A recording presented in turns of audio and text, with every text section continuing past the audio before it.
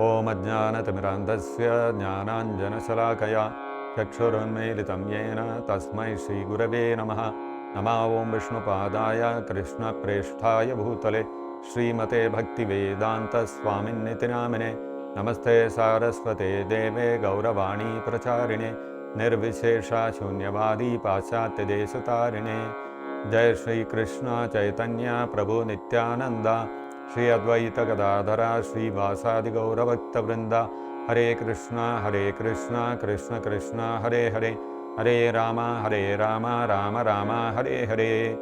मूकं करोति वाचालं पंगुं लंघयते गिरिं यत्कृपातमहं वन्दे श्रीगुरुं दीनतारणम्। हरे Krishna and welcome back to this episode of Mahabharata.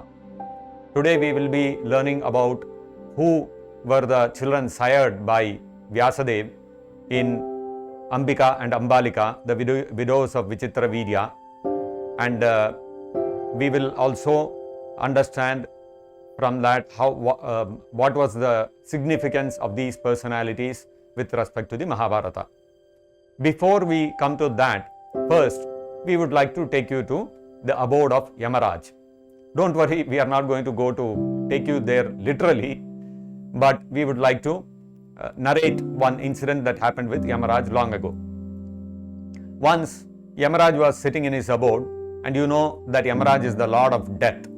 Actually, there are 33 crore devatas or demigods according to the Vedas. People generally think that Hinduism means it is a pantheistic religion. Religions like Islam and Christianity are monotheistic. They believe in one God, whereas Hinduism has many gods. That is a general misconception.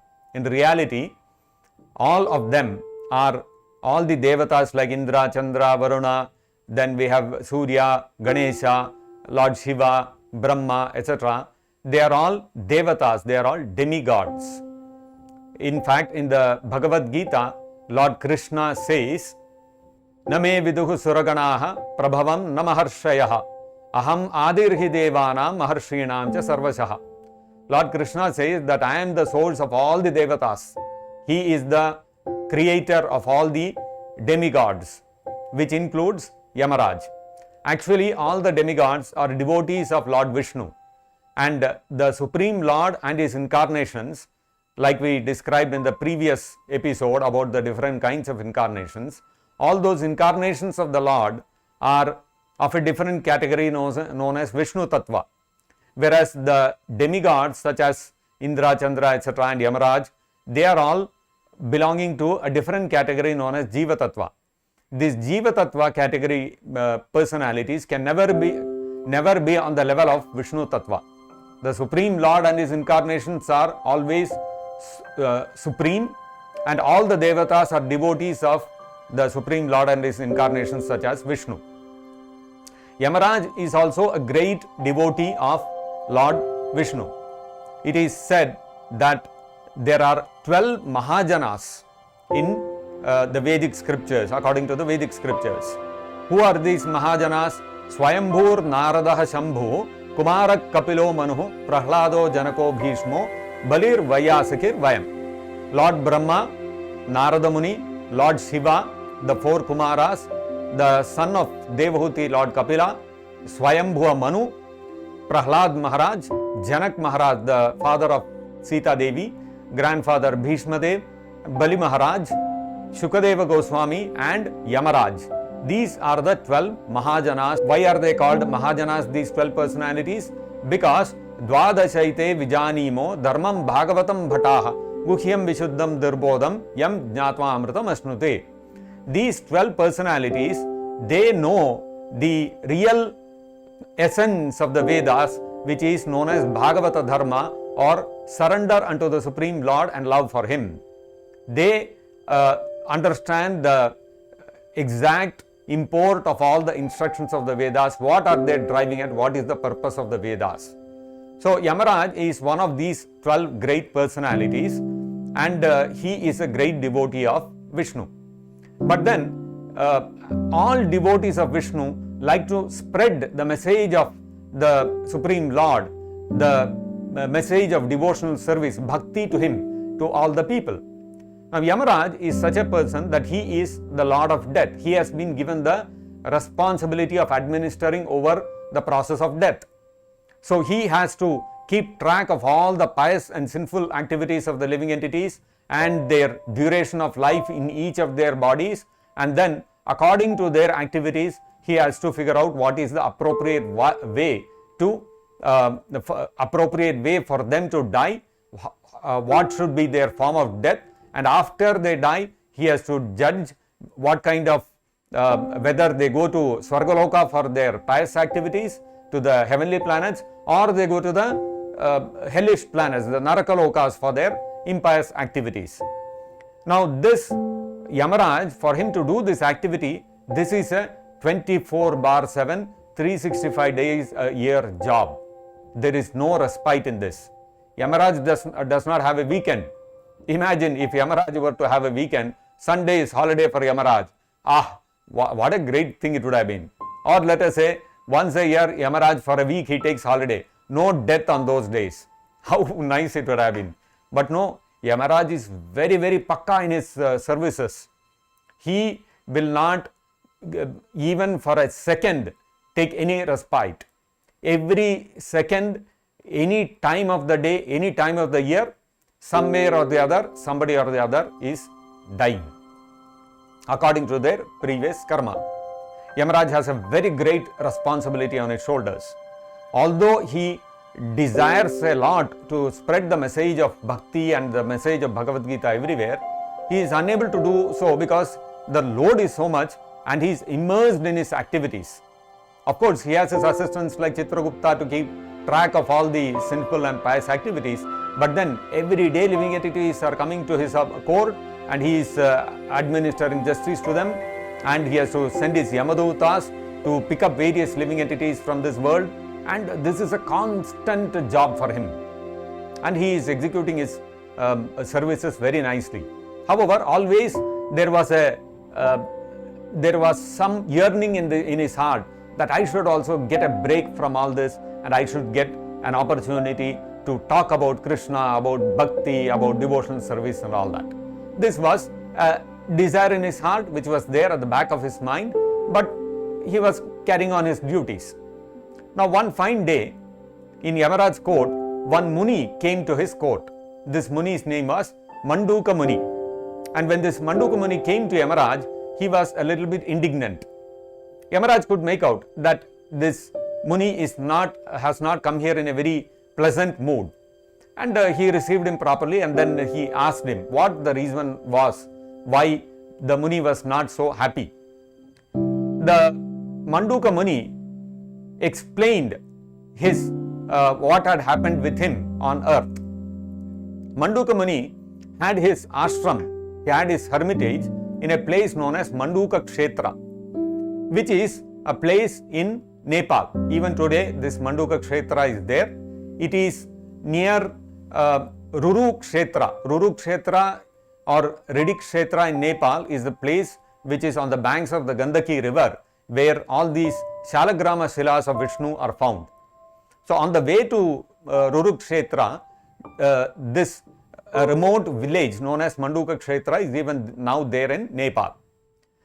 This is in the midst of the Himalayas, a very scenic place, and Manduka Rishi had made his ashrama there and he was executing his various penances and spiritual activities.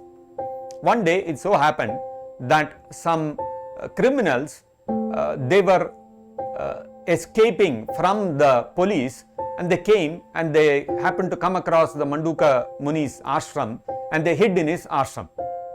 After a few minutes, the police came there and they raided the ashram of Muni Manduka, and then they captured the criminals. When they captured the criminals, they mistook that Manduka Muni was hand in gloves with them, and he was also part of this crime. So they captured him also, they arrested him also and took him along with them. And they took him to that local magistrate who was there at that time.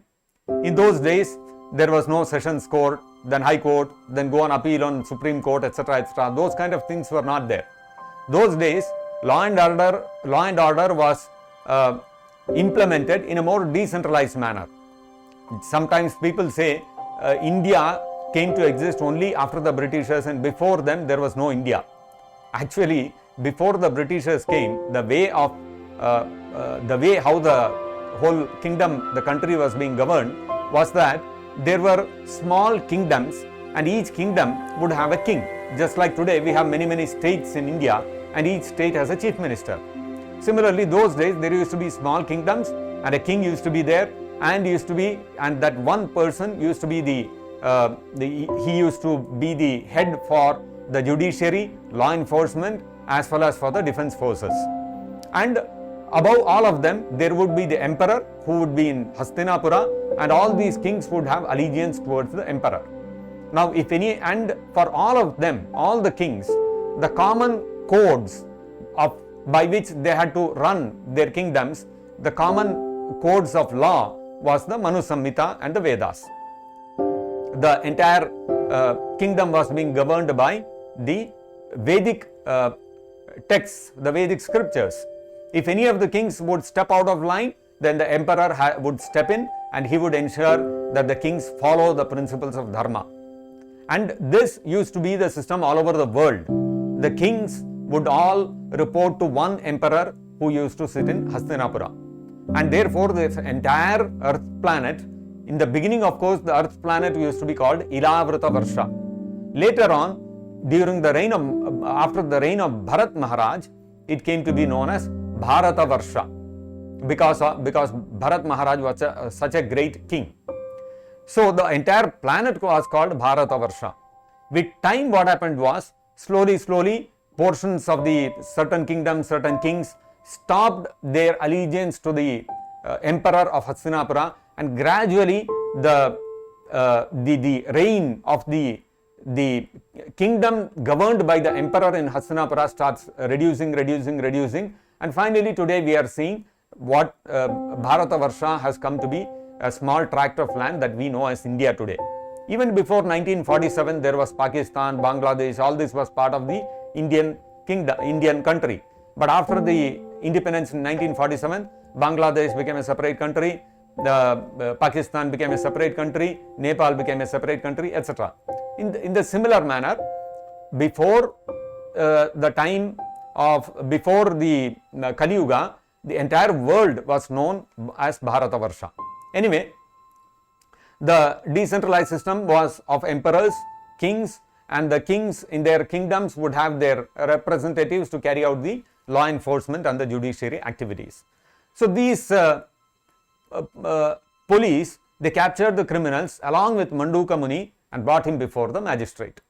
And the magistrate, he ruled that because these criminals have been caught red-handed and Manduka Muni was with them, therefore, along with Manduka Muni, all of them are being awarded capital punishment. And what was the kind of punishment? A spear would be embedded into the ground, and the people would be impaled on the spear. So this punishment was given to Manduka Muni also. But then, by then, the word reached the king, and the king knew about Manduka Muni, and he came rushing to the spot, and then he fell at the feet of Manduka Muni and begged forgiveness at him, and he released Manduka Muni. After this, Manduka Muni has come to Yamaraj, and he related this whole thing to Yamaraj, and he told Yamaraj, you see, in my whole life I have been a pious person. I have been engaged in pious activities, I have been engaged in worshipping the Supreme Lord, and I have been engaged in spiritual activities all my life. I have not committed any great sinful activity that I should be subjected to impalement by a spear like those criminals. So why did you allow such a horrible thing to happen in my life? This is not the way I should be giving up my life. I deserve something better. Then Yamaraj reminded Manduka Muni. In Manduka Muni's childhood, he had happened to be playing with an ant, and playfully he picked up a thorn and pierced the ant from its behind and up to its head, and like this he pierced the ant and the ant had died. Yamaraj told him, because you had done this in your childhood, you had to get this punishment. Then we can understand from this how even unknowingly, if we commit a sinful activity, there is a correspondent reaction waiting for us. All the distresses we experience in our life are due to the sinful activities we have done either in this life or any of our previous lives. The laws of nature are very, very stringent. Even if somebody does some sinful activity unknowingly, unwittingly, even for that, he has to face the reaction. Therefore, an intelligent person will always become a devotee of Krishna, chant Hare Krishna, and get liberated from this material life. Otherwise, it is very difficult to face all. There will be a mountain of reactions waiting to impose the sufferings upon us. So, this material world is not a great place to be. Anyway, when Yamaraj said this, narrated this to Manduka Muni said, Yamaraj, what is this? Children do so many things in their ignorance and in their innocence. Those things are not to be taken very seriously. Even in modern day law, the criminal law is separate for juveniles and it is separate for adults. For juveniles, for the same crime committed by a juvenile, the punishment is lesser compared to that of an adult. Because children, they do things in their ignorance and therefore it is not given as much significance as an adult when he does the same activity. Manduka Muni explained this to Yamaraj and he said, in my childhood, out of some innocence, ignorance, I did something. For that you cannot give me, and that too it was with an ant, it was not with another human being. So for that you cannot give me such a harsh reaction. Okay, children when they commit some mistake, what happens? The elders will chastise them, they will scold them and they will correct them. That's all. You don't give them capital punishment. And therefore Manduka Muni told Yamaraj, looks like you have lost your sense of judgment. So you are not fit to be Yamaraj anymore. I am cursing you to become a Shudra for 100 years on the earth. Like that he cursed Yamaraj. Now Yamaraj is the Lord of Death. He could have easily counteracted whatever Manduka Muni's curse was there, but he did not retaliate.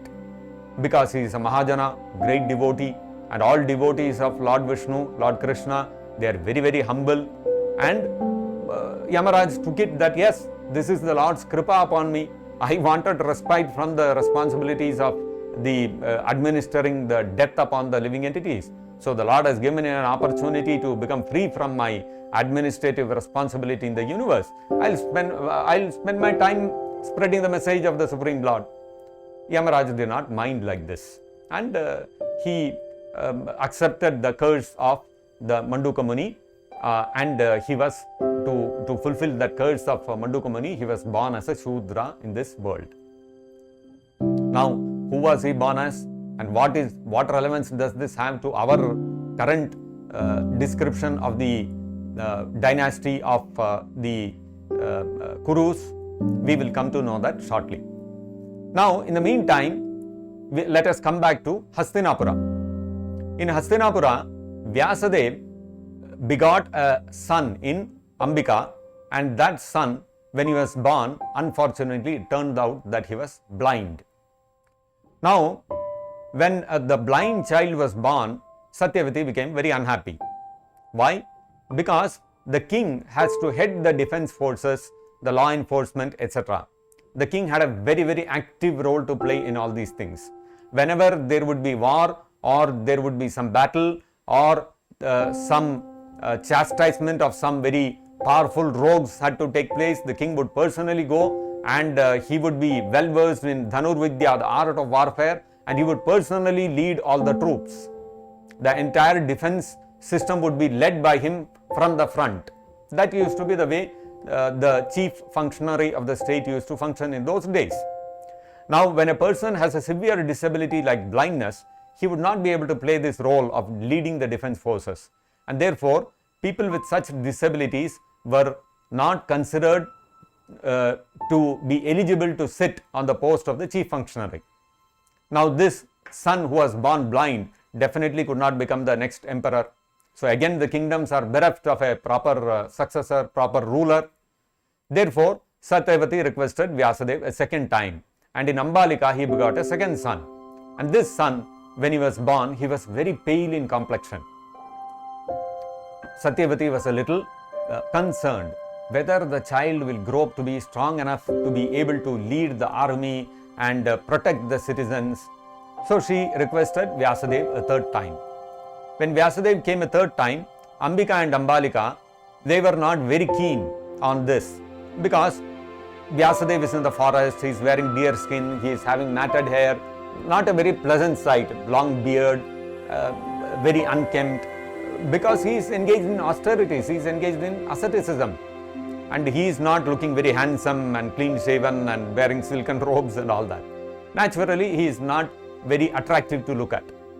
Therefore, when Vyasadeva came, Ambika and Ambalika, without informing anyone, they sent a maid servant in their place to Vyasadeva. Vyasadeva begot another son in that maid servant, and that son, who was born out of a maid servant, was considered a Shudra, and therefore he could not also be eligible to sit on the throne. Now, Vyasadeva told Satyavati that, look, my dear mother, based on your orders, I have come, I have done my duty. Please don't ask me to beget any more children.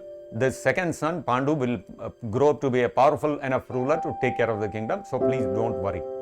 And he went back to his hermitage to continue his austerities and penances. Now this first son who was born was Dhritarashtra, and the second son was Pandu, and the third son was Vidura. And when Vidura grew up, he turned out to be a very spiritual person, not so much interested in administration and directly involving in the royal affairs, but he was more inclined towards giving spiritual advice to people. And therefore, both Pandu and Dhritarashtra especially respected him and loved him a lot, and used to take a lot of advice from Vidura. So Vidura, even though he was considered a Shudra because he was born of a maid servant, still, although he was not eligible to sit on the throne, otherwise he was considered on par with the other brothers, and he had access to all the facilities of the royal family. But anyway, his inclination was not there to rule. Even if the throne was given to him, he would not have been keen to sit on the throne. But he was happy, content with giving a lot of spiritual advice to everyone, telling them about devotion to the Supreme Lord, about how they are the spirit soul, not the body, and always advising people to remain on the path of dharma, righteousness. Like this, Vidura turned out to be a very intellectual person, giving a lot of good advice to the emperor. And that is why even today, Vidura's instructions, which are there in the Mahabharata, are treated as Vidura Niti, which in the politics of dharma is considered the gold standard, Vidura Niti. Now, who was this Vidura? This Vidura was actually the same Yamaraj who had been born as this Shudra to fulfill the curse of Manduka Muni. And that is how Vidura came to be such a spiritual person and always speaking about devotion service to the Supreme Lord.